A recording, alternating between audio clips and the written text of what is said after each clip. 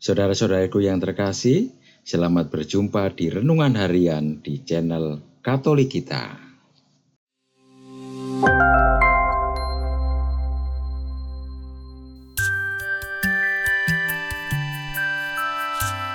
Hari ini, Minggu, 16 Juni 2024. Hari Minggu biasa ke-11. Bacaan pertama. Bacaan diambil dari Nubuat Yehezkiel, bab 17, ayat 22 sampai dengan 24.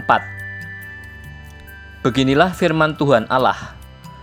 Aku sendiri akan mengambil sebuah carang dari puncak pohon aras yang tinggi dan menanamnya. Aku akan mematahkannya dari pucuk yang paling ujung dan yang masih muda, dan aku sendiri akan menanamnya di atas sebuah gunung yang menjulang tinggi ke atas. Di atas gunung Israel yang tinggi akan kutanam dia, agar ia bercabang-cabang dan berbuah, dan menjadi pohon aras yang hebat.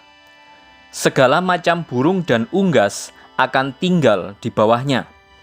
Mereka akan bernaung di bawah cabang-cabangnya. Maka segala pohon di ladang akan mengetahui bahwa Aku, Tuhan, merendahkan pohon yang tinggi dan meninggikan pohon yang rendah, membuat pohon yang tumbuh menjadi layu kering dan membuat pohon yang layu kering bertaruk kembali. Aku, Tuhan, telah mengatakannya dan akan membuatnya. Demikianlah sabda Tuhan. Syukur kepada Allah. Bacaan kedua.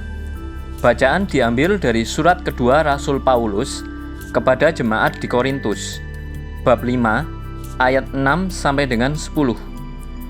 Saudara-saudara, hati kami senantiasa tabah, meskipun kami sadar bahwa selama kami mendiami tubuh ini, kami masih jauh dari Tuhan. Sebab hidup kami ini adalah hidup karena percaya, bukan karena melihat, toh hati kami tabah. Tetapi kami lebih suka beralih dari tubuh ini untuk menetap pada Tuhan. Sebab itu kami berusaha, entah di dalam tubuh, entah di luarnya, supaya kami berkenan kepada Allah. Sebab kita semua harus menghadap takhta pengadilan Kristus, supaya setiap orang memperoleh apa yang patut ia peroleh, sesuai dengan yang ia lakukan dalam hidup ini, baik ataupun jahat. Demikianlah sabda Tuhan. Syukur kepada Allah.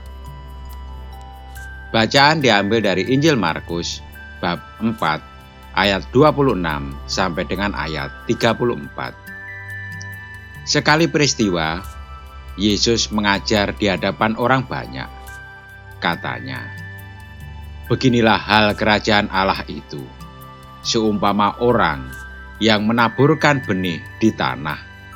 Lalu pada malam hari ia tidur, dan pada siang hari ia bangun.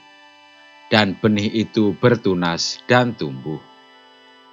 Bagaimana terjadinya tidak diketahui orang itu. Bumi dengan sendirinya mengeluarkan buah. Mula-mula tangkainya, lalu bulirnya, kemudian butir-butir yang penuh isinya dalam bulir itu. Apabila buah itu sudah cukup masak, orang itu segera menyabit, sebab musim menuai sudah tiba." Katanya lagi, "Dengan apa kita hendak membandingkan kerajaan Allah itu? Atau dengan perumpamaan manakah kita hendak menggambarkannya? Kerajaan itu seumpama biji sesawi ketika ditaburkan di tanah. Biji itu yang paling kecil dari segala jenis benih yang ada di bumi. Namun setelah ditaburkan, benih itu tumbuh dan menjadi lebih besar daripada segala sayuran yang lain, dan mengeluarkan cabang-cabang yang besar, sehingga burung-burung di udara dapat bersarang dalam naungannya." Dalam banyak perumpamaan yang semacam itu, ia memberitakan firman kepada mereka sesuai dengan kemampuan mereka untuk mengerti. Dan tanpa perumpamaan, ia tidak berkata-kata kepada mereka. Tetapi kepada murid-muridnya, ia menguraikan segala sesuatu secara tersendiri. Demikianlah sabda Tuhan. Terpujilah Kristus. Saudara-saudaraku yang terkasih, bacaan hari ini banyak menampilkan perumpamaan seputar tanaman. Bacaan Injil menyampaikan 2 perumpamaan seputar benih. Sementara Nabi Yeskiel dalam bacaan pertama menyampaikan firman Tuhan yang berisi perumpamaan tentang pohon aras. Dalam ketiga perumpamaan tersebut ditekankan sebuah proses pertumbuhan yang pada akhirnya menghasilkan buah. Prosesnya sendiri tidak diketahui manusia, namun Allah memastikan bahwa Dialah yang melakukannya. Yesus dalam pengajarannya memang seringkali menyampaikan perumpamaan tentang kerajaan Allah yang tampak berbeda satu dengan yang lain. Namun yang perlu kita sadari bahwa semua perumpamaan itu saling melengkapi agar kita dapat memiliki gambaran yang mendekati utuh. Sayangnya, kemampuan kita untuk menerima masih jauh dari harapan. Padahal, hidup abadi adalah tujuan akhir hidup kita. Perumpamaan-perumpamaan tersebut juga menampilkan bagaimana sesuatu yang kecil dan mudah dipakai Allah sebagai sarana yang mendatangkan keselamatan bagi segenap ciptaan. Pucuk pohon aras dan biji sesawi bertumbuh besar dan menjadi tempat bernaung bagi berbagai jenis unggas. Sementara benih yang ditaburkan di tanah kemudian mengeluarkan bulir-bulir dan siap dipanen. Memang sebagai perumpamaan dapat dikatakan bahwa Tuhan Yesus tidak secara langsung sedang berbicara tentang alam dan kelestarian atau keutuhan ciptaannya. Ia sedang berbicara tentang kerajaan Allah.